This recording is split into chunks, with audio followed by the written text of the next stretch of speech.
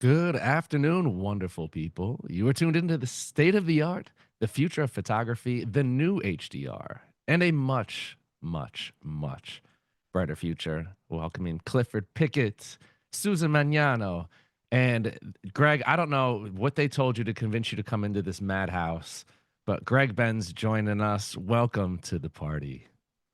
Thanks Thanks for for having having me. Thank Yeah. you. Wonderful. It's Well, God. look, packed crowd.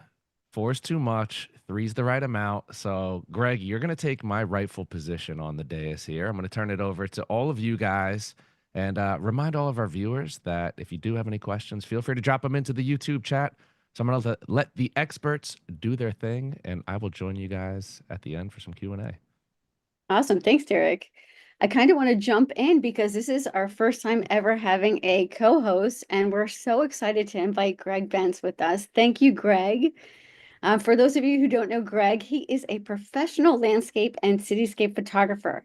He is also a Photoshop instructor and the developer of a software called Lumenzia. So I'm sure some of you guys are using that right now. It is a luminosity masking panel for Photoshop. He also is an avid supporter of the new HDR display technology for more lifelike photos, which is what we're going to be discussing today. He not only is an instructor, but he strives to help other photographers create beautiful artwork by sharing their images and revealing their latent colors and details with their raw images. So today we are going to dive into HDR displays and this new technology. And we're so excited to have you, Greg Benz, the expert in this field, to be joining us. Thanks, you. Yeah, thank you so much for having me. Of course, of course. Cliff, I think you had a little, you wanted to share something? Want to pop that up real quick? Yeah, first of all, I didn't get an intro at all. Greg got the good intro. I just got Ah, Cliff. There you go. everybody knows Cliff. Clifford Pickett, the amazing Lightroom editor, as well as Oh, vice thank you. That's better. president. That's a little better. Save that for Okay. later. So to give everyone an outline, this is going to be very conversational. We haven't done this format before. I met Greg. We were at the Adobe HQ out in San Francisco not too long ago, and we were just chatting. And I was like, this is the perfect person to talk about HDR. He literally knows more than anyone in this field. He's like writing code for this. So this is awesome. But we want to have a little bit of a structure. It doesn't have to be in any specific order, but we do want to talk about what is this HDR and specifically what the differences between the new and the old HDR, right? They're very, very different. Greg's going to take the lead on that. And then why does this actually matter? Like, why is this important? Why do we care? Why are we doing this? There's a huge impact here, and I think we're going to get to that. And then how does it all work, right? It can be a little bit technical. That's why we have the guru here to talk about that and talk about the screen technology, some of the monitors and recommendations as well, because this is quickly developing. And then we want to get to where can we share this? This is really relevant right now because as we speak, there's things that are changing that allow us to share on different platforms, and other platforms are not allowed to share. And then we want to get to a little bit more about knowing about printing, about editing, and then WebSharp Pro, which is another software that Greg developed. So I'm sure we're going to get to that. That's going to be really important. And then lastly, it's just like the when. When is this going to reach a critical mass? When is this going to get to a point where we can kind of turn the light switch on, so to speak, and just start using this all the time? And what does that look like? And what does the future look like as well? So that's a breakdown a little bit of how we want to just structure this. And we are going to be referencing some links as well. This is important. I want you guys to take a screenshot or just pull up your phone. This is the Instagram account with Greg. You'll be able to see some of the HDR shots that he has in a very unique way. Not a lot of people know how to do this yet. And you'll also see this is one of the best articles. I recommend this all the time to my students. It's an ongoing updated article that keeps you up to speed with everything that has to do with this developing field. And one of the reasons why we're showing this to you is because this is not a bad place to start too. We can't show you this right now, right? We were just kind of laughing about this just before this call. It's sort of like trying to show people a color image on a black and white screen. Like through this process, through this Zoom call, we can't literally display HDR. It's not streaming yet. We're not there yet. So that's why going to those links. If you have an HDR screen, and Greg will tell you all about it, you'll be able to see exactly what we're talking about here. Okay, so with that, Greg, you could take it away. Tell us what this new HDR is, what the differences between the new and the old, and then we can lead into like, why do we care? Why does this matter? Absolutely. And for anyone who's sorry, for anyone, I've got a little bit of a cold. For anyone who's following along here, if you take a look at my Instagram site, at my Instagram profile, that is on your phone, your iPhone, your Android phone, you should be able to see a comparison of SDR, which is the old standard, and HDR. And I think that will be very enlightening because, as Cliff said, we can't show you over Zoom. There are certain limitations on HDR, and one of them is we can't live stream HDR today yet. But if you see it, I think there's just no better explanation than just understanding what it can offer. Um, so we'll walk through it, but the fundamental thing here is many of you probably are familiar with the term HDR, or high dynamic range. That term has been around for a long, long time. However, what it means today is not what it used to mean. So the fundamental challenge we have is real world light. When we go out with our camera and we capture sunset, we capture city lights, all this kind of stuff. We have this huge range of shadow to highlight in the real world. And our monitors just have historically not had much capability to show that. We've never been able to show what we actually see in real life. Now we have new modern technology, new displays that have capabilities to actually show that light. And so you're actually going to see something that looks much, much closer to the real world when you have an HDR display and you have edited it for it to be able to show the images. So it's actually a new technology.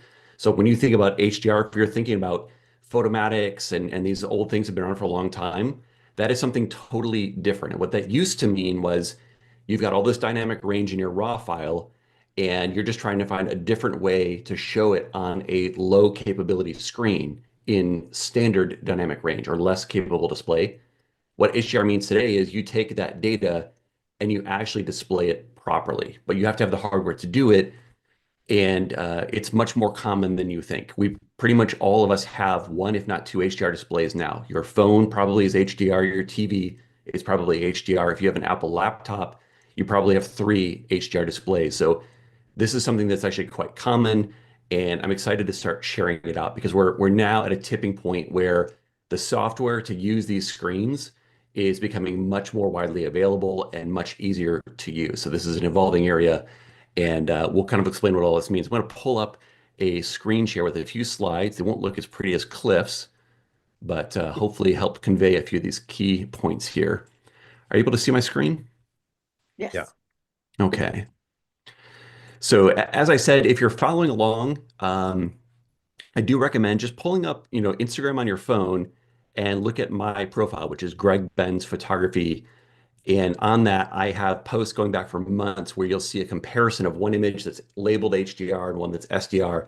And for most of you, you'll probably will be able to see HDR and be able to get a sense of the benefit that is offered by this capability. It's just a totally different experience than what you're used to. If you've never seen it, it's really quite stunning. So for this presentation, I put together, let's see, sorry, there we go. I put together a few images to show, but because we have no ability to transmit HDR over Zoom, I basically dumb things down to simulate the effect. So these are going to be somewhat dull looking images, but I want to convey the difference here. So with HDR, like what is the benefit? And as I've already alluded to, it's really to be able to show the raw highlight, detail and color in your images properly on a display. Historically, what's in your raw file is this amazing dynamic range, like 14 stops or so, but your computer monitor, if you have an older monitor, is only like 8 stops. So we have to somehow discard a bunch of information, and you end up with an image that might look like this. Again, this has been darkened down so that the HDR version I'll show you in a second can fit within the limits of the Zoom technology here. But you can imagine historically, if you take an image of a room like this, what you see outside the windows is like totally blown out.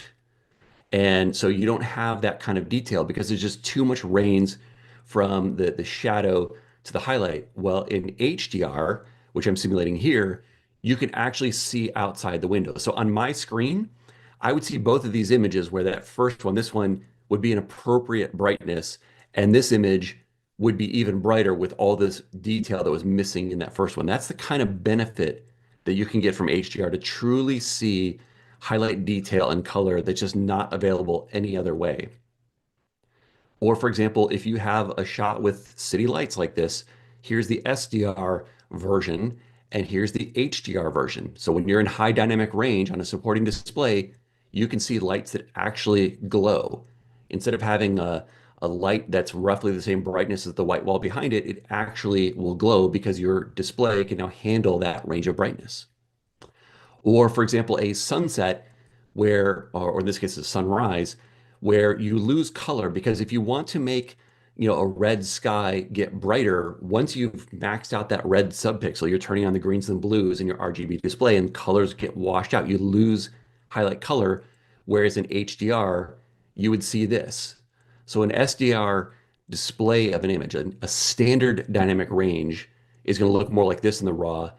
And then in high dynamic range, HDR, it looks like this. And this is not really an edited image. This is just literally the starting point for my edit. When I just turn on the HDR mode, I can make it even better from there for both of these, of course. But that should give you kind of a relative sense of the benefit here that high dynamic range at the end of the day is all about better highlights. Because in a world where we have a less capable display, the thing we throw away is the highlight information. Shadows and midtones have always been important, so we keep that. But with a standard display, our highlights lose color, they lose contrast, they lose detail, and that information gets squeezed down to either a very low contrast range or it gets clipped. Whereas in HDR, you can finally see that information. I love how you put that, Greg, because I was just going to chime in for a second. The old HDR, I really want to make that clear. That was basically a process, right? We were bracketing photos, we were putting them together, and that was more about shadow detail, if we remember, than everything else. And if we really look at, it's almost been synonymous with bad HDR, but we brought so much shadow detail out that there wasn't contrast and you didn't know where to look. But it was about shadow detail, and it was about the process, the software, because the hardware didn't change, right? Now it's about the opposite. Now it's about bringing in the highlights rather than just recovering those. That's what it used to be called in Lightroom, is recovery, right? Instead of highlight. And then now it's the limitation has been the screens the whole time, right? So now we have this much larger dynamic range. We're not stuck with this process that we used to go to, the tone mapping process, where we'd squeeze everything back in. Now we don't have to do that. And I think it's important to mention too, they don't have to be HDR photos in the traditional sense, right? What you're talking about are photos that already have that dynamic range.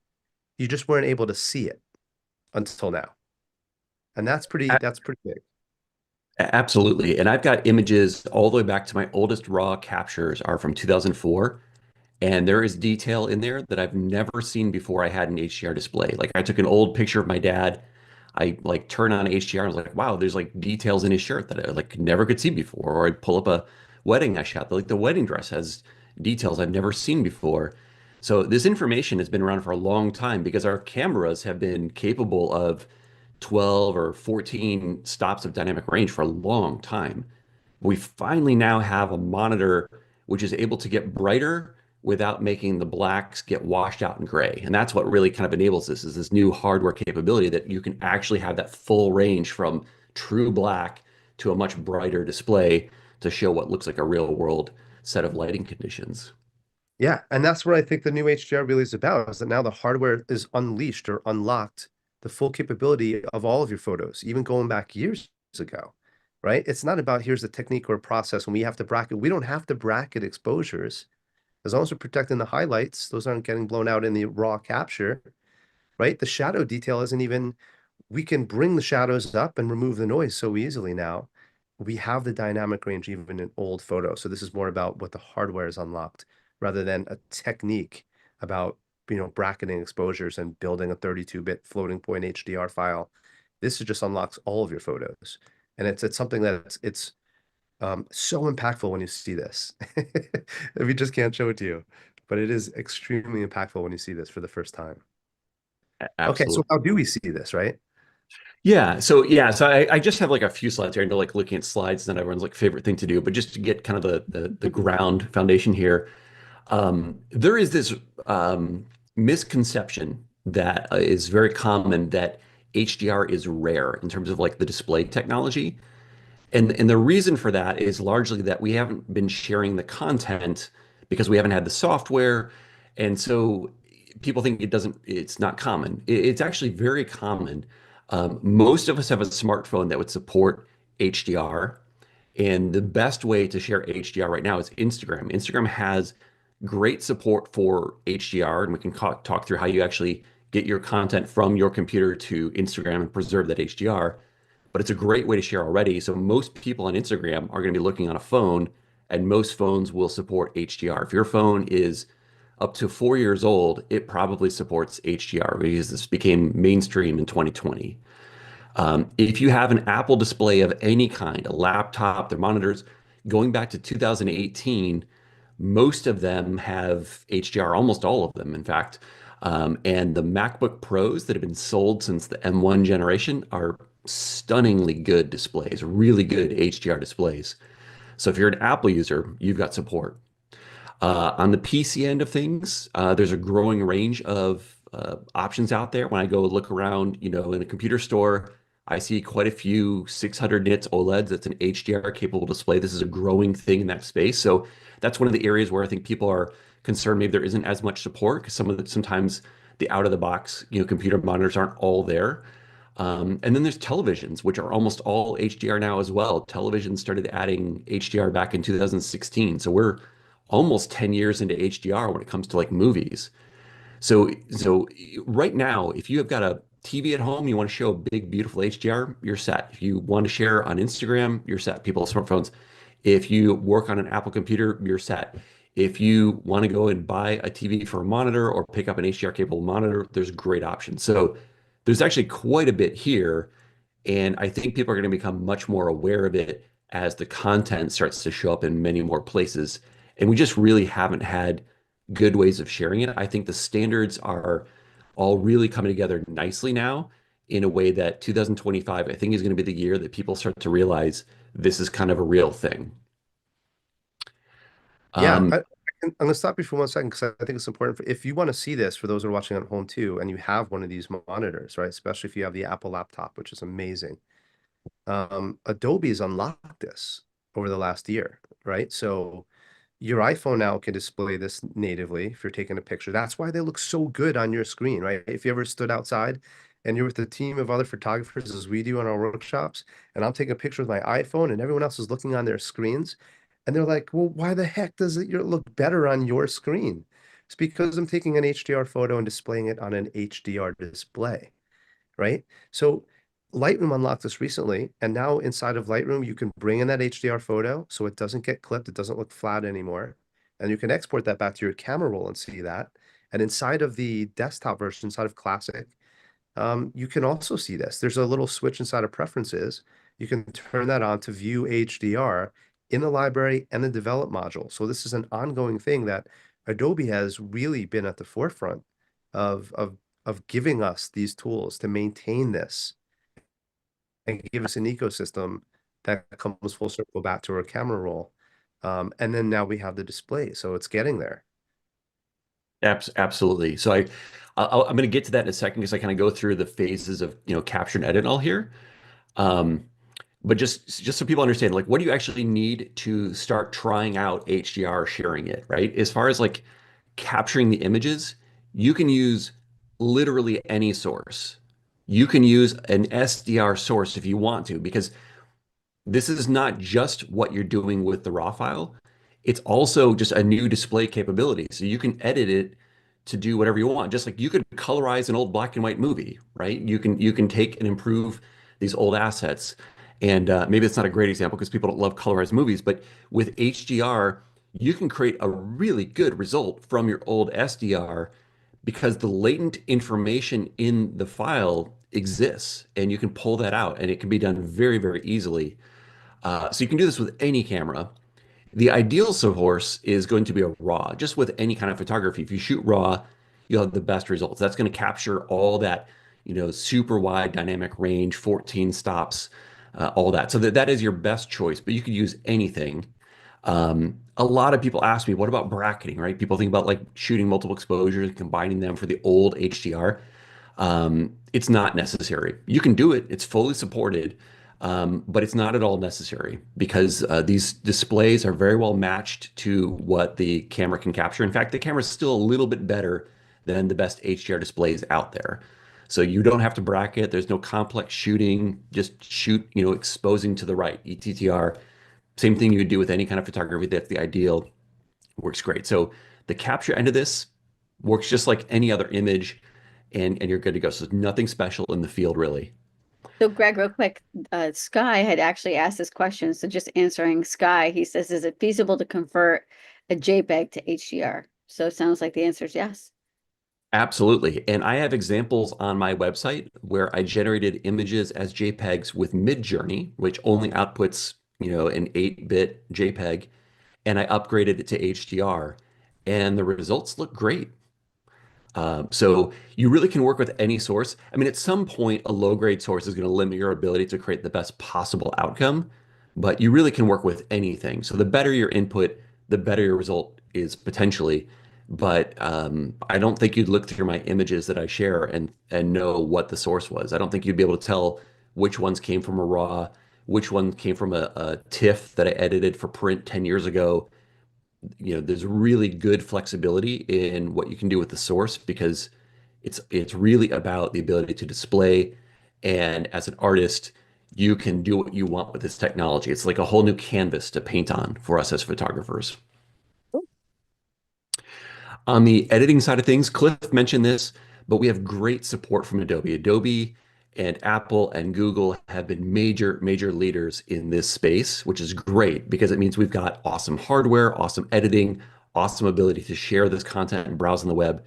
So when it comes to editing, all the Adobe tools now have really good support. Lightroom in every single version. I'm talking on Android, iPhone, iPad, on the web, classic, cloud. All versions of Lightroom have support for HDR. Adobe Camera Raw has support. Photoshop has support in 32-bit. And I just literally figured this out this week, but Windows actually has HDR display support in Photoshop now too. I missed that. Last month they added support. That was the one missing piece. So you just have to turn on a tech preview. There's a little setting to enable the HDR for Photoshop there. But so every version of Adobe software we use, pretty much there is support for the HDR editing and display. If you use Affinity, they've got support. They've actually had it for quite a while. Pixelmator has support for both Mac OS and iPhone, iPad. And then my software, which is WebSharp Pro and Lumenzia, they have native support for it as well. WebSharp Pro is a plugin I create for Photoshop to help export images for the web. And it's relevant here in that it's very much optimized for sharing HDR content. So if you want to share content on Instagram, it will help you work with any source. It could be that 8-bit JPEG you have. You can literally get it ready for Instagram in about 20 seconds. So there are many, many different options for creating content for displaying HDR on your machine or on someone else's over the web, whatever it may be. And then when it comes to sharing or exporting, this is the part that I think is really kind of new to people is we're used to a world where what I see is what you see. But with HDR, what I see if I own an HDR display might be better than what you see if you do not have an HDR display. And an HDR display isn't necessarily HDR all the time. For example, if I take my phone and I walk outside on a bright sunny day, well, the capabilities of that display are not going to be devoted to the basic content getting brighter, and what's left over for HDR is quite limited. So there's a range of display capabilities, and this is a new way of thinking around what do people see on the other end of things. It's a little bit like soft proofing that we do for print, but you'd think about like what is someone going to see when you share these images. And so with HDR, the first question I get from most people is, well, I have HDR, but won't someone else see a bad result? Won't it look clipped or weird or broken on their screen? And the answer is no. Everybody will get a great result with HDR when you share it using what's known as a gain map. A gain map is basically you're putting two versions of the image into the same file. And currently, the best way to do it is with a JPEG. So it looks and sounds just like any other JPEG you know today, except the contents of that file actually have two images. And what you see here is an image taken by Eric Chan of Adobe. He's one of the guys who's created this technology. And on the left is the basic SDR, standard dynamic range image. And on the right is another image that's hidden inside of the same file that he shared out from Adobe. And this is the gain map. And it looks terrible here because it's not something you're meant to view, but the information in that tells the browser how to convert from that SDR to the HDR. So that's the way it works, is these two images. So if you're viewing this image, you either get the version on the left or the browser will derive a better version for you by combining these two images. So again, ignore the version on the right in terms of like art. I'm just saying that this is part of the file. So the bottom line with a gain map is when you encode your images as a gain map, which is actually quite easy to do, when you do that, then the end result is if somebody has HDR hardware and their software understands gain maps, they get the better HDR. They get a better enhanced experience that looks like your original HDR. But if they don't, if they have old software, they have old hardware, then they will fall back to this standard dynamic range image, meaning that the worst possible outcome here is it looks just like the thing you would have shared if you didn't have HDR. So this is only upside here. There's no downside as long as you properly share it as a gain map, which is, it's a little bit of part of the learning curve, but it's quite easy to do this. So, And are the file sizes much bigger? no, and that's why. So the image on the right is not a real image because sharing it this way is more efficient. So instead of getting a file that's twice as big, it's like 30% bigger. So it is bigger, but not that much. And there is a replacement for JPEG that's kind of in the pipeline known as AVIF, spelled AVIF. It's a format that's already compatible with pretty much every browser out there, unless you have a really old browser you haven't updated. And that will probably start to gain a lot of traction in 2025. And when it does, we will be able to encode these images as AVIF as well. And by the time we do that, an HDR with a gain map in an AVIF will probably be a little bit smaller than the JPEG you share today with better quality. So the file size impact here is pretty negligible. It's a little bit bigger, yes, but the quality upside is huge. Great. And if you're someone who's, creating your own website and you're really worried about making the smallest possible files, you can actually share both. So if you want to optimize for that, you can do that. And there are websites out there that already do that, where they share an SDR if you don't have HDR, and they share the HDR if you do. So you don't even have to have a file size penalty if that's a concern for someone making a really efficient website. So on the part of sharing, this is the part that is still, I think, kind of an emerging component of all this. So we have great screens for editing, we have great screens for viewing, but getting the images from your computer to the viewer is where things are not all fully developed. And I think this is going to start to really improve next year because there's an ISO standard for sharing these images, which is very close to being ratified. And it's already supported by most web browsers, Apple software, Google and Android software, Adobe software. So this ISO standard is going to help a lot because before we get to this point of having the ISO standard, there's like a Google version and the Apple version, and it just creates challenges supporting all these versions. That's going to go away in 2025, and I think that's going to help really accelerate the ability to share these images. But if we're looking at just where we are today, Instagram has great support for HDR right now. You can see that in my feed. Threads, which is another Meta company, also has support for HDR. It's not quite as advanced as what's on Instagram, but I'm sure they'll get there. And given that Meta's got 2 of the 3 platforms already supported for HDR, hopefully Facebook will be following pretty soon as well. So, you can now share with a wide audience on Instagram, and the viewers are going to have HDR support most of the time because it's a mobile first platform and most smartphones will support HDR display. If you have your own website, you can share HDR, and that's what I do on my site. I have a WordPress driven site, and you can share right through WordPress now. You just want to choose the full size option in your media library, and that will look great. If you're using Lightroom, they have something called a web gallery where you can share directly from Lightroom to the web. And I've got examples of that on my website, but that's like a zero effort thing. Once you've turned on the web sharing, it just automatically creates a gallery for you. If you're using an iOS or Android phone, the Photos app on the latest versions of those operating systems support HDR. iMessage and Google Message support it, so you can text the files back and forth to your friends and family. So it's not everything. It's not as easy as sharing any regular image today. And like I said, the distribution is the part where things are still a little bit tricky. But as long as you understand the pathways that work, there's already a really good opportunity to share these images today. And then the last thing here, I think this is my last slide, is just this question of printing that comes up. And you cannot print HDR because we're getting better monitors. We're not getting better paper and ink. Or our printers are not getting the ability to show HDR. The literal interpretation of HDR is everything that is brighter than paper white in a print. So you would not take an HDR image and directly try to print it. That said, you can easily do both SDR and HDR. So in this case, SDR would be the version you would print, and you would do the HDR.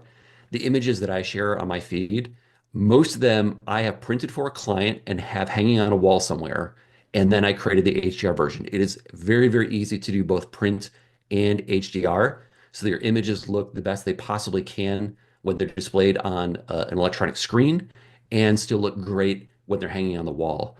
And you can do this one of two ways. You can edit for print and upgrade to HDR. That's the easiest thing to do. It's very, very easy to generate that HDR that looks even better than your original print. Like I said, I do most of those in about 20 or 30 seconds of work. Or if you want, you can edit for an original HDR to get the most possible benefit out of your raw file, and then you can process that for print later. So you can go in either direction. It's really not a hard problem. You don't want to directly take the HDR version and send it to a printer. You just have to generate a suitable version for printing, which is no different than what we've been doing for a while. I mean, you don't take an image that's optimized for the color gamut of your display and assume it prints okay. You have to use perceptual rendering intent, things like that. If you make a good print, it's already mismatched with a standard monitor. When it comes to HDR, that mismatch is growing, but it's fundamentally the same challenge, that printers and monitors have different capabilities, and they've always been different. So I know that just comes up for a lot of people, and the good news is you can easily do both. So that was what I had for just slides to kind of introduce things. I thought it might help to jump over to Lightroom and kind of just show some of the tools here and give some sense of what the images can do. Unless there's any other kind of questions hanging out there from the audience. There's one. Eamon Grice wrote, with monitor color calibration considerations for HDR, I was only ever told that I should calibrate for an SDR, perhaps a topic for a later date. So he's wondering about calibrating his monitor for HDR. Yeah, that's a tricky topic, and that's like distribution. It's one of those areas where we need some improvements. You cannot, in most cases, calibrate for HDR in a standard way. Like if you generate a custom ICC profile for your monitor, there is no ICC standard today for HDR. So if you try and use that when you're in HDR mode, you will lose your HDR capabilities. So you have a couple of options. You can profile for your print work and use it when you're doing print preparation, and then basically just revert back to the uncalibrated state in HDR. And that's certainly an option and relatively easy to do. You can automate that as well when you're mode switching your monitor. Or you can get a monitor which can be calibrated in the hardware. Or you can get a monitor which is just accurate out of the gates. So if you're buying like an Apple MacBook Pro, the accuracy of these HDR displays is so high that I don't think most people really need to profile or calibrate them. I think most people would be very happy with the results and just could ignore the profiling. But if you want to take that extra step and truly properly calibrate, then there are a few options. One would be using a television, because most televisions have controls for calibrating the display right in the TV. That is a little bit more of an advanced thing for people who would know how to use tools like CalMan. It's not going to be using your spider colorimeter and that kind of thing. But certainly an option. And modern TVs mostly are quite accurate out of the box too.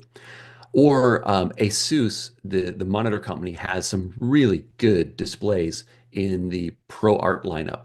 So if you look at an Asus ProArt, they have several models which support HDR. I really like their mini LED display. It is expensive. It's about $2,600, but it's an amazing display. And what's great about that display and all of the ProArt monitors is they support calibration in the hardware.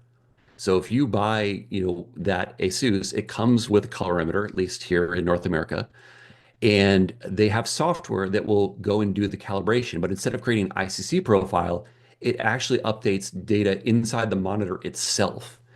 And so you'll have accurate HDR display without having to use an ICC profile. And so that's a great way to go, and the results look awesome. So there are a few options, but if you're using, let's say, an ISO monitor, they don't have an HDR display other than their reference monitors, which are very, very expensive. I'm sure they'll probably come out with them in the near future. I'd love to see that. They make obviously great monitors, so some of these brands, you're not going to have that.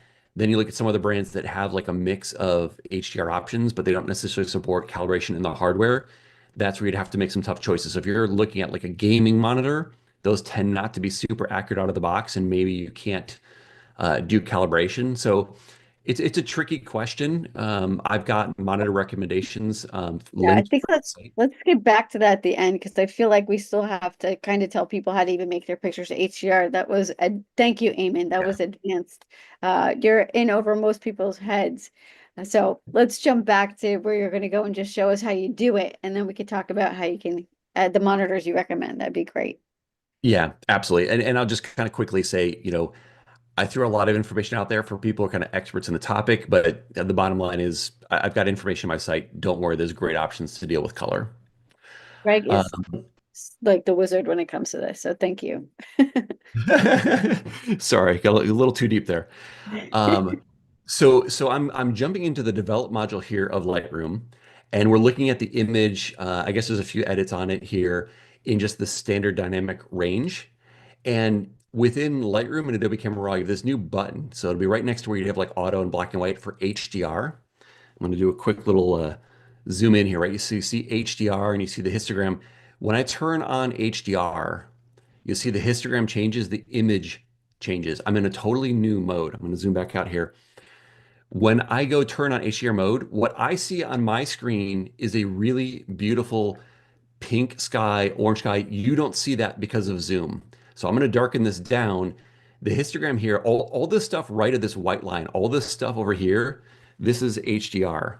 So this is what comes through on zoom, and this is what I can see, but you cannot see because of zoom. So I'm going to darken this down like this, and I move it into the range you can see. This is what I was seeing in HDR. So if I just undo that for a second, I can see a bright, beautiful image of the color here, but when I go darken it down, you can see this here. So this is too dark. It's not the way the image should be edited, but just for the sake of sharing it over Zoom, you can get a sense of this is all the information that was available. But I was able to see this color in the sky without making the building dark and the trees dark. I mean, all this stuff looks way too dark now. This is not the way I would edit this image. If I only have an SDR display, I would make different choices for this edit, but in the HDR mode, I don't have those compromises. I can really truly see everything. And this to me is a beautiful looking image. Again, not great for you because of the limitations of Zoom today. And I'm sure we'll have You options. look crazy. I just see a white sky, Greg. What are you talking about? I know, isn't it wild? Like I can see all that color you could see when it's darker. That's all Okay. visible on my end of this call. This is like trying to show a color image on a black and white screen at the moment. I always say it's like trying to explain like hi-fi stereo over an AM radio. It's a very weird thing. So I think the most important part is for people to go through and now hit the HDR button on their images so they can like open up your Lightroom right now and go to your HDR button and press it so you can see what it looks like. And the technique, or correct me if I'm wrong, Greg, is to kind of move your slider over so you actually see the authentic highlights. And is that your typical workflow? It's like you press the HDR button and then you move your histogram around? What is the flow? So the editing workflow is actually really no difference. So if I was going to edit this image, I turn on HDR mode, and then everything, I just use it normally. I mean, the curve has a new range to it. That's like the one tool that's a little bit different. But like, you mostly don't have to touch your edit. You can just make little tweaks. So the editing workflow has almost no learning curve at all for HDR. You're just getting a better result.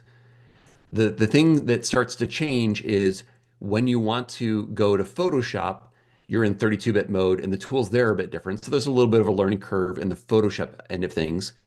Um, and when you want to share it, you've got to share as a gain map. So exporting is a bit different. But the editing process here in Adobe Camera Raw, it would take me like 5 minutes to walk you through like every little thing that's different. Most people, I don't think, would need any less. You just turn on the HDR mode and just keep doing things the way you're used to, but with a better result. Well, now we should mention too about visualizing the SDR, right? So if we are editing for HDR inside of Lightroom, it's a little bit limiting at the moment, but you can see the SDR and you can see what might show up on someone's screen, might show up on the other. That's the HDR to SDR approach. Or like you said, we can just look at the histogram, edit the SDR, and then no later we can process an HDR and you get the best of both worlds. So maybe talk a little bit about that process. Yeah, so like I said, right now I can see a good HDR, I can see all the detail of the windows, everything you can't see. Everything right here on that end, remember that like all of this detail that's at the bottom of the histogram on the right here, this is stuff that I can see everything up to where this thing gets dark. If I make my monitor brighter, you see this line coming down? This is the capability of my monitor. So the way that HDR works is the standard range is what we would call the brightness of our display. And then whatever's left over from that point up to the actual upper limit of the display itself is what is used for HDR. So if I make my screen darker, then I have more left over for HDR. And if I make my screen brighter, I have less HDR. So this is just telling me what I'm seeing on my display. So currently, I can see this information. This stuff is clipped on my display, but it's not clipped in the data. So if I export this for the web, somebody else would be able to see this. Or if I, later on today adjust my monitor, I would see it. So it's not gone. So That is unique though, right? I mean, we're not used to dimming our monitor and the histogram changes. right, because normally you never get this. If I dim my monitor, normally, so when you profile your monitor, you might be used to seeing like CD per square meter as like, let's say like 80 or 100, 120. That's known as a nit. A nit is the way we measure brightness. So for photography, most of the time, this limit is going to be around about 100, 120 nits. If you're an average consumer who's not properly set up your monitor's probably a bit brighter, like 200 nits. My display, because I'm using an Apple display, goes all the way up to 1600 nits, 1600. So if I set this thing like I normally would for print, then the first 100 nits is the standard range. And from 100 up to 1600 is the HDR range. So it's 16 times brighter on the high end. It doesn't feel that way because that's not how we perceive brightness. We don't perceive it in a scientific way like that. It's not linear, but we would say it's four stops, four doublings, right? So it'd be 100 nits, 2, 4, 8, 1600 nits. So normally when we adjust our brightness in SDR mode, this is just not used. If my monitor is capable of going up to 500 nits, but I set it for 100, well, for SDR display, it just simply does not go any brighter. But if the monitor supports HDR, it would use all the way up to the 500 nits that monitor had. So this is a new way of thinking about the capabilities of your display is that you're trying to use the full capabilities of your display, but it's an adaptive way. So if I have a laptop and I go to the coffee shop and it's a bright room, well, I better brighten up my display and I might not see as much of the HDR content simply because in that bright room, I need to see the shadows. I need to make the screen brighter. But if I go home and it's not so bright, when I darken the screen, I'll have a little more display. So that is a nuance of this display, but it's just changing what you can see. It's not changing the actual image itself. This is just letting me know what you can or cannot see. But The reason I show you this is because all this content here, this is all the stuff I can see outside the window. You can't see anything other than this here over Zoom. I can see all of this. Well, So what is that's the brightness you should keep your monitor at then to make sure you're editing it right? that's a really good question. The simple answer would be whatever is comfortable for the room. If I open up, say, like Microsoft Word to edit a document and it looks too bright or too dark, then I should adjust my monitor. Mhm. So the appropriate brightness is what's going to be appropriate for the ambient light of your room.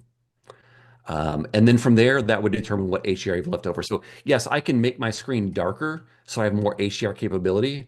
But if I can't visualize what's on my screen, that's not a good approach. That doesn't benefit me if I can't properly see the shadow. So if I'm outside editing on a laptop, that's not a great editing environment. I can do it, but the trade-off is going to be that I have less ability to see HDR at that moment. Now, I don't know, 5 years from now, maybe we'll have monitors in the field that can do 10,000 nits and this won't matter. But with the best displays we have today, you're not going to take them outside and still have the same HDR capability we have inside. And Well, that's just the physics of it.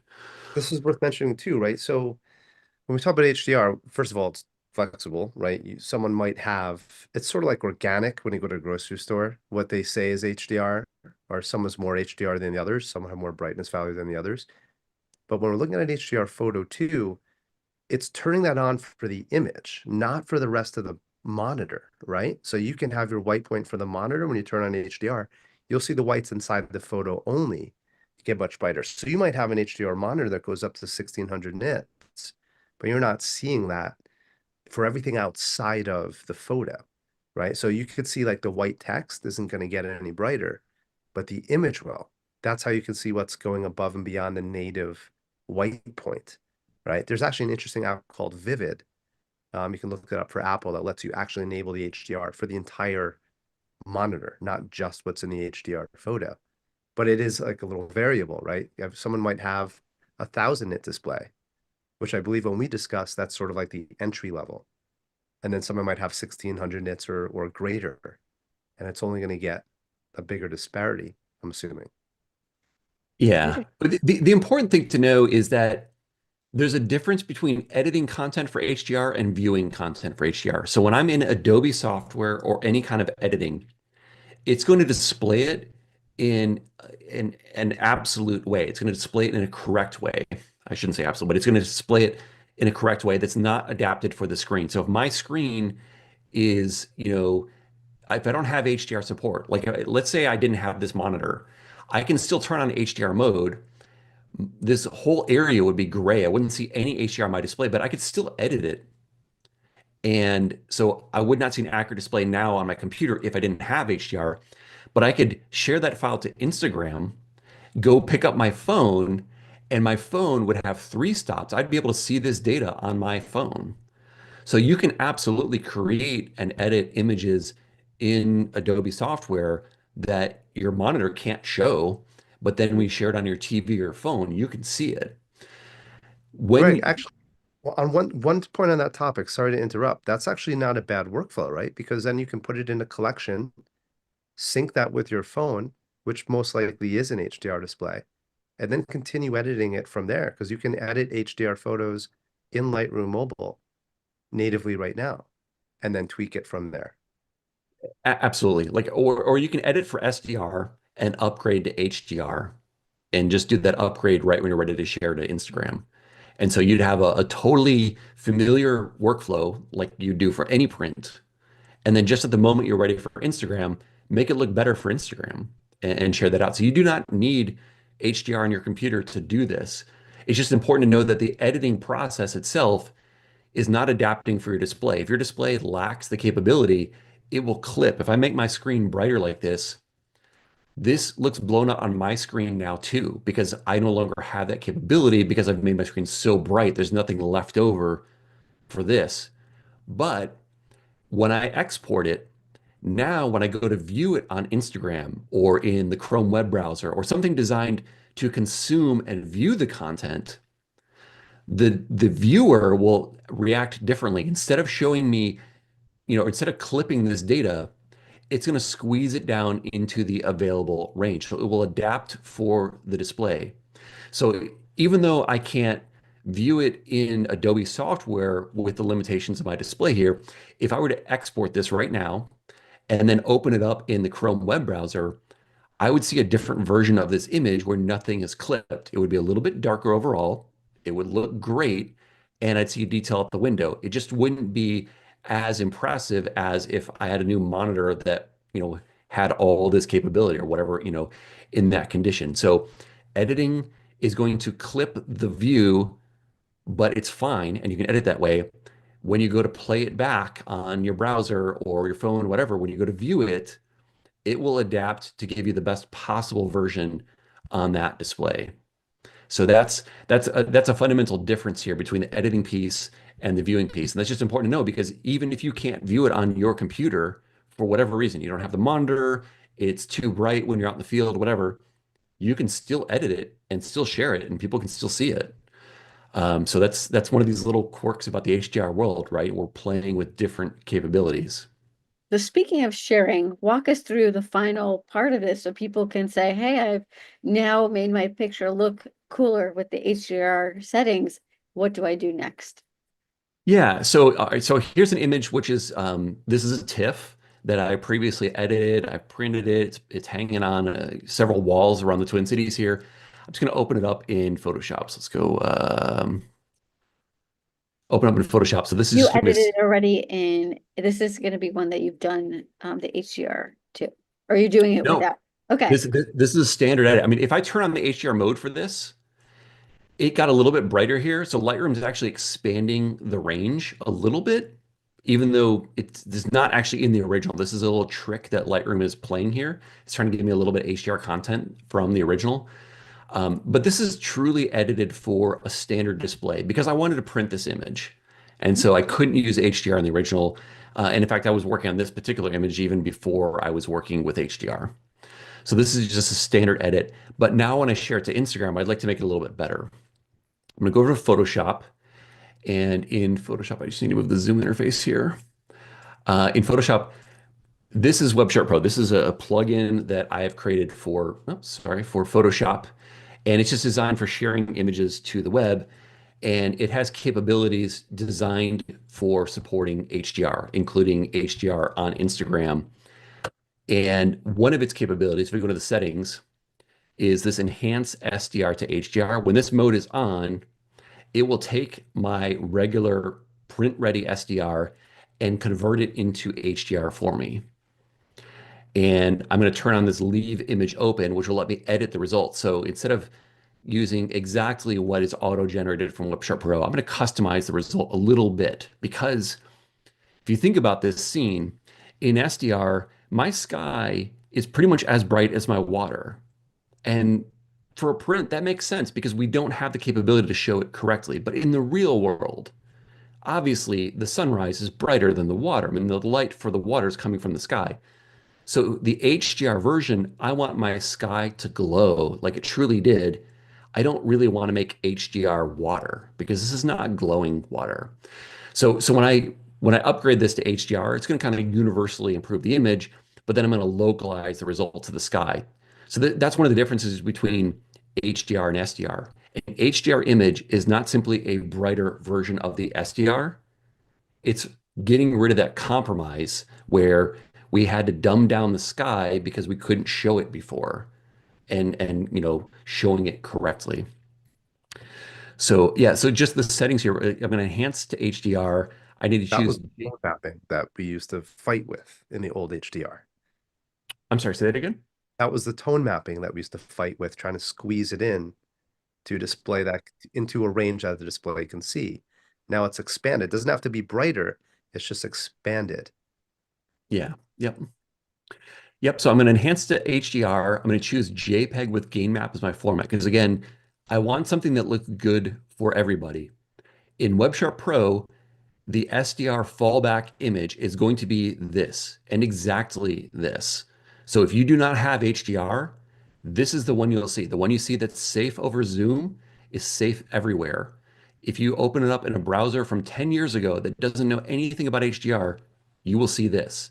If you open it up on a computer that does not support HDR, you will see this. But it will also include the HDR version. So if you have support for it, you'll get that. So I'm going to take this and do the export. Now, when I do this, it's going to show me an HDR result you cannot see over Zoom.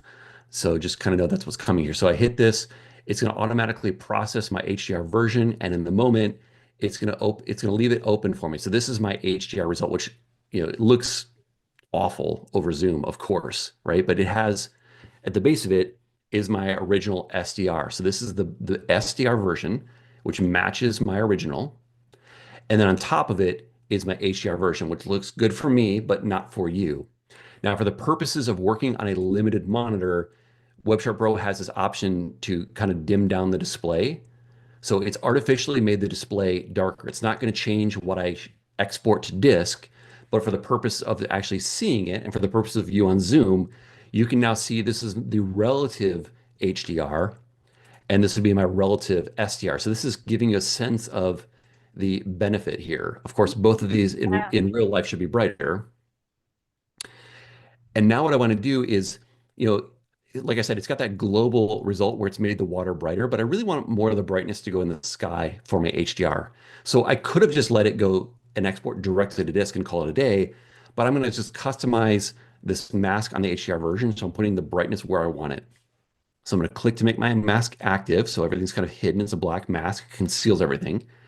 Hitting G for my gradient tool. And I'm just going to use a white to transparent gradient here. If I just click and drag out, I'm creating this gradient.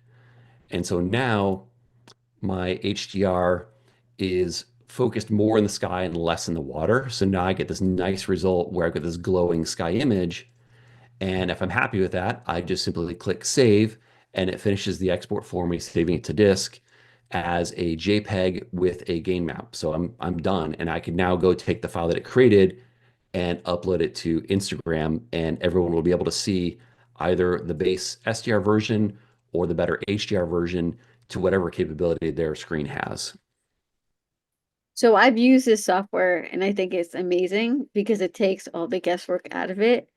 I think Greg sells this on his website, and you should just use it if you want to start exporting your pictures in as HDRs. But I guess we should kind of briefly go back and just tell people how they would do it without your software, even though I think your software is the best way to do it. So I'd say cut to the chase and use Greg's software. But just in case you don't have his software yet, I'd say, well, what do we do for that?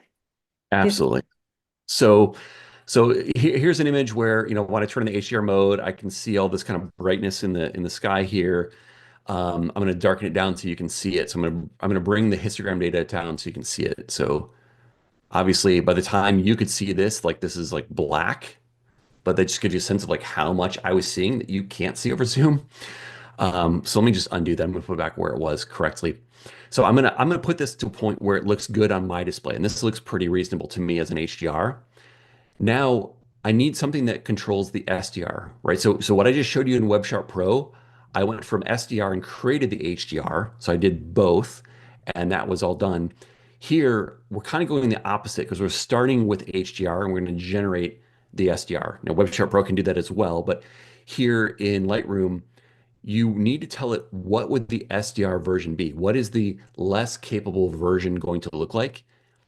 And that's what's under this SDR rendition setting. So if I open this up here, I have this preview for SDR display. When I turn this on, you can see the HDR region is kind of blacked out and everything's been squeezed into SDR. This is that auto-generated tone mapped version. So this is the old mechanism of HDR where it automatically takes the broad content and squeezes it down for a limited monitor. With this options here, now we've got 7 different sliders to control this. So if we're doing this in WebSharp Pro, you would have full control to do whatever you want for the SDR. That's one of the benefits of that approach. But within Lightroom and Adobe Camera Raw, you get these 7 sliders here. So I can tweak this knowing that this is what the fallback version is going to be for other people if I export it directly from Lightroom.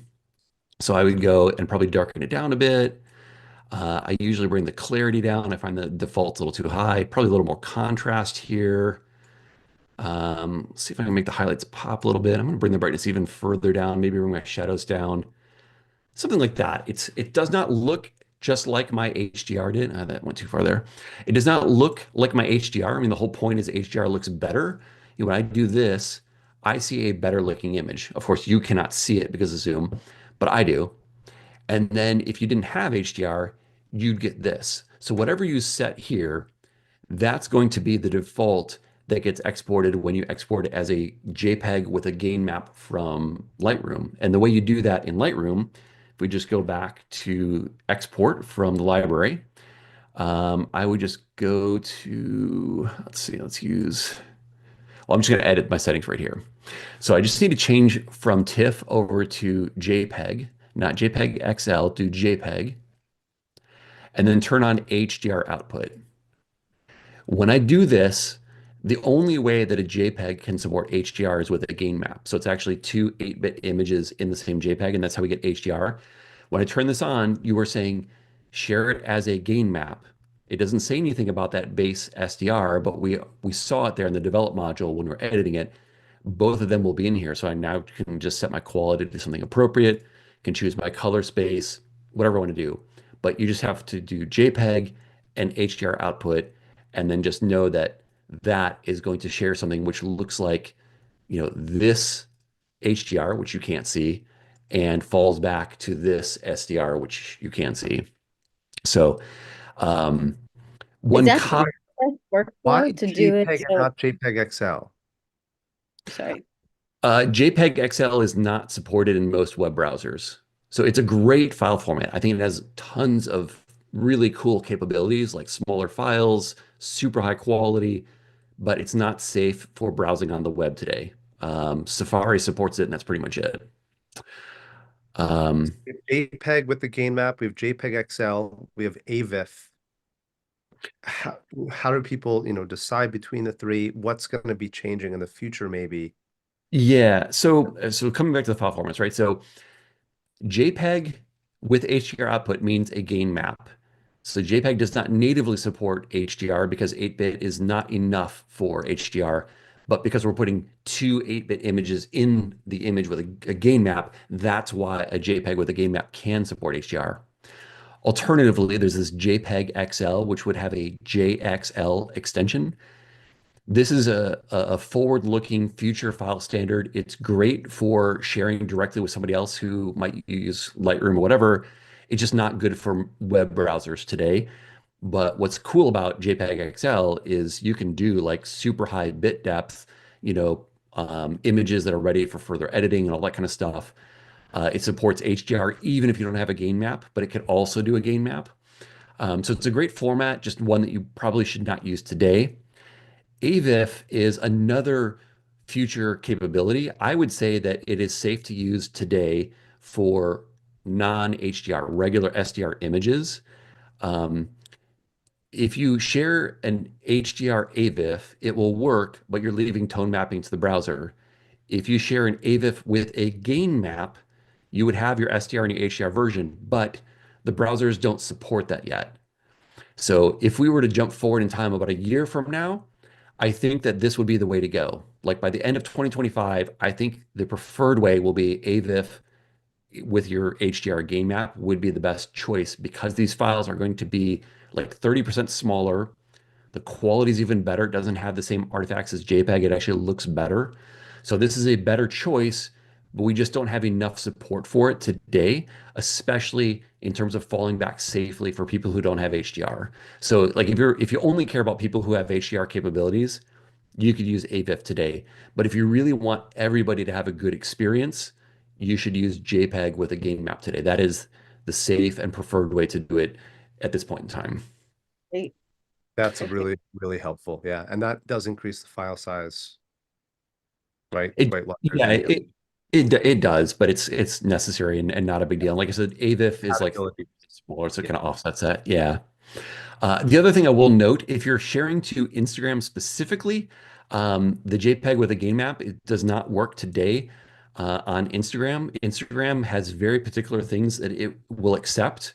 And WebSharp Pro that I showed the editing, it's the only way I know today to actually share something as a gain map that works on Instagram because I'm specifically narrowing down to the features that Instagram supports.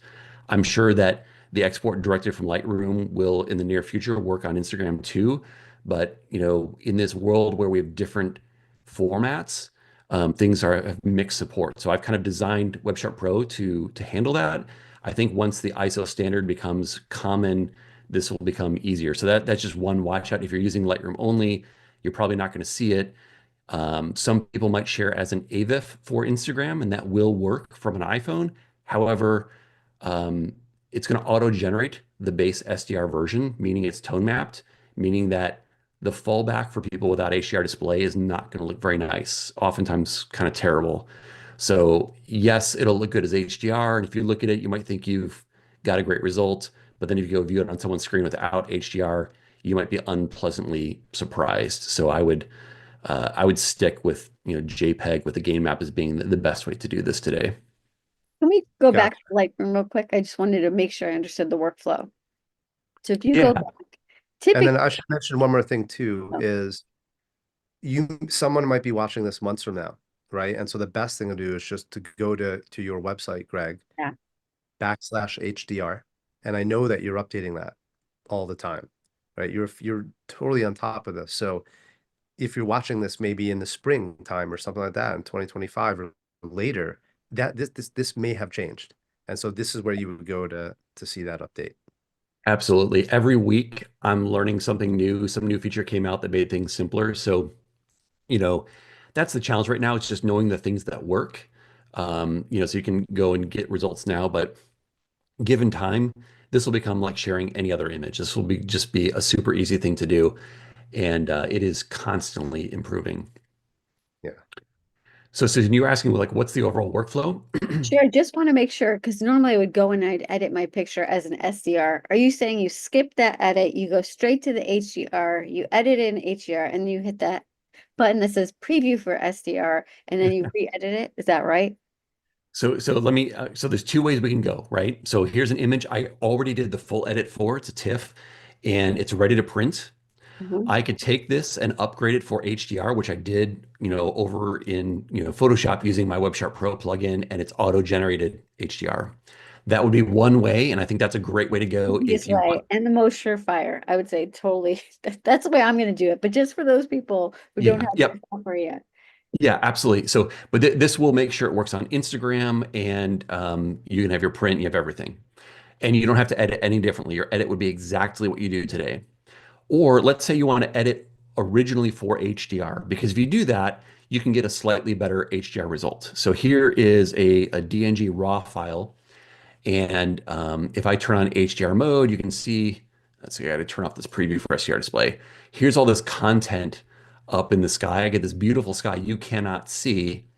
But if we go and just darken it down 4 stops, because that's what was shown here, this is all the content that I could see in HDR mode. So I'm going to go and I'm going to turn on HDR mode. I'm going to make whatever edits I want to make so it looks good on my screen. Again, looks terrible to you on Zoom, but it looks great to me. When I'm happy with this, then I want to turn on this preview for SDR display. And I'm going to go tweak these sliders until it looks good for SDR. And I think the sky looks pretty weird here.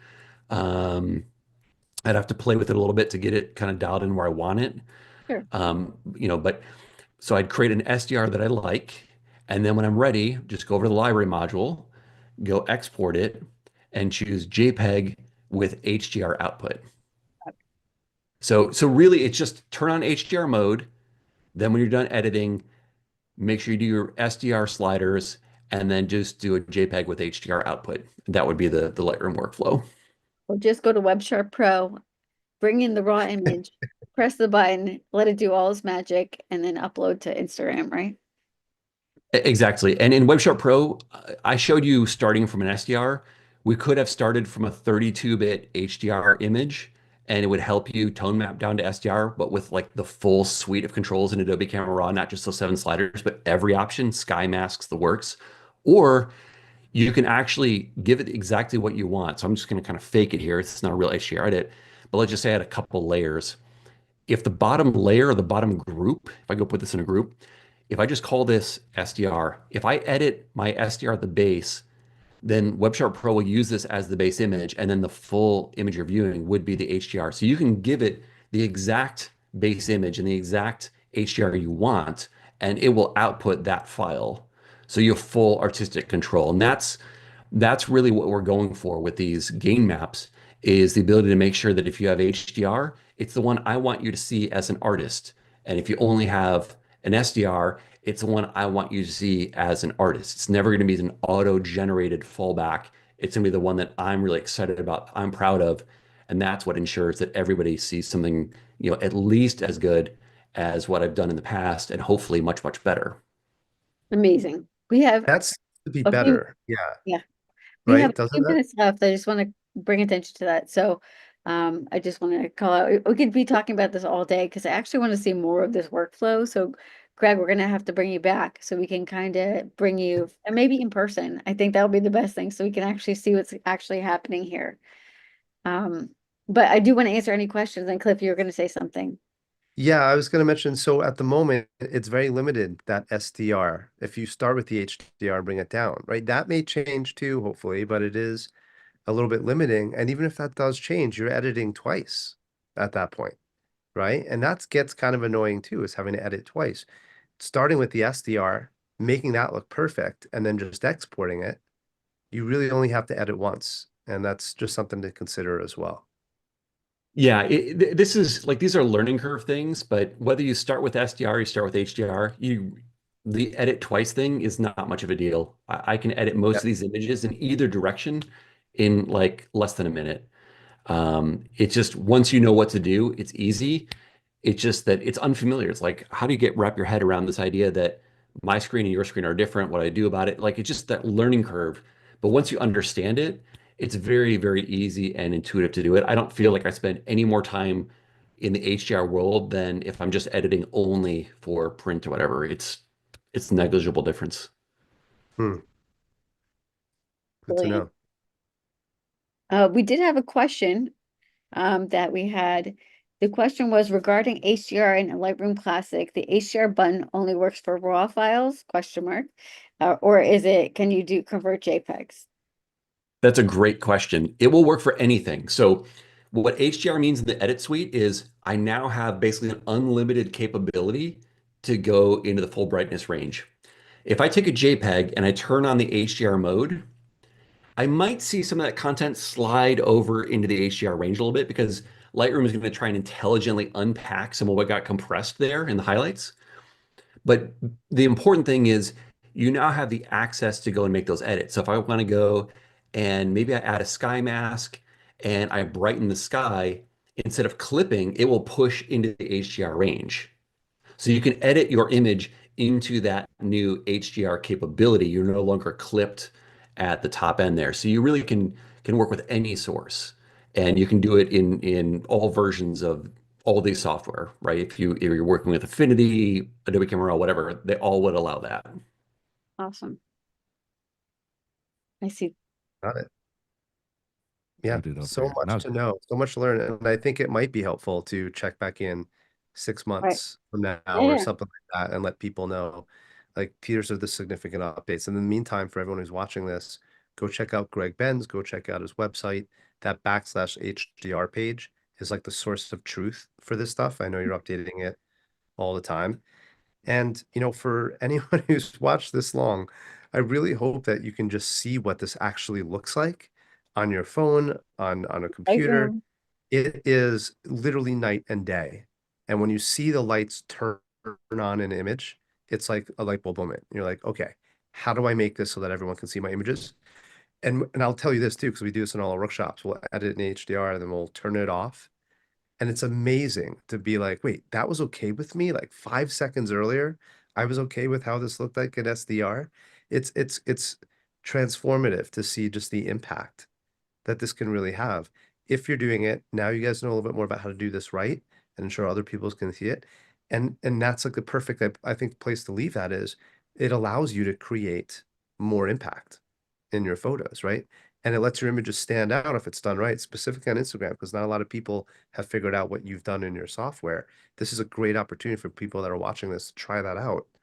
and have your images stand out, like literally turn the light bulbs on in your images. It's incredible when you see this in person. It really is. Definitely. Well, Greg, So I want to thank you thank for your time, you Greg. and yeah, Cliff and Yeah, Susan. And this was great. This was eye-opening, especially because HDR has such a negative connotation now. And I think when people see it, they're like, no, no. So this was a great reintroduction to an idea that completely turned on its head. I mean, this is nothing of what I thought I thought I knew about HDR. So Greg, I want to thank you for opening up my mind. And if you open up my mind, I'm sure you open up a lot of other people's minds out there. And this can be another one that we're gonna add to the list of gotta watch this a couple times. A lot of information in there. Soak it in and take some notes. So huge thank you to Cliff and Susan as usual, and Greg for joining us. I agree. We're gonna have to get you back on in the future, Greg, and kind of see where this whole thing goes. It's pretty exciting. Yeah, it's gonna be fun to see this just unravels the future of photography. I have a lot of people ask me like, is this really gonna happen? Is this really going forward? And it's pretty much every TV, it's pretty much every smartphone, it's pretty much every Apple device. It's like, yeah, it's coming everywhere, and it's a whole new world. So yeah, and for anyone who's already doing this, please share your work out. I'd love to see what other people are doing with it. It's not something that a lot of people are playing with, yet, because I think a lot of people just don't know yet. So awareness is like the key thing. Definitely. Huge thank you to our wonderful speakers today and to all of our viewers for tuning in. That is it. Another edition of the B&H Event Space, and now in the books. Catch y'all next time.